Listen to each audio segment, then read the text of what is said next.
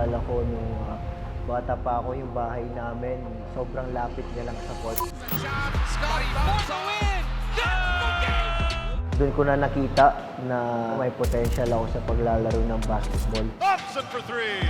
Bang, bang! Pero ako sa palarong pabansa, representing Region 11.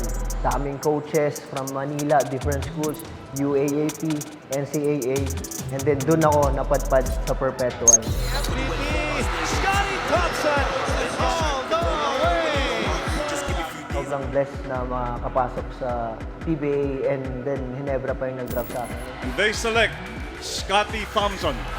Super excited ako agad ng time na yun kasi alam kong marami akong matutunan and then iba yung transition ko from college to pro. Thompson off the spin, lefty layup. So, inaalay ko yung tagumpay ko ngayon sa lahat ng mga kaibigan ko na nakasama ko dati, sa lahat ng coaches na dinaanan ko, at sa lahat ng mga fans na sumusuporta sa akin at naniniwala sa akin. And of course, sa family ko.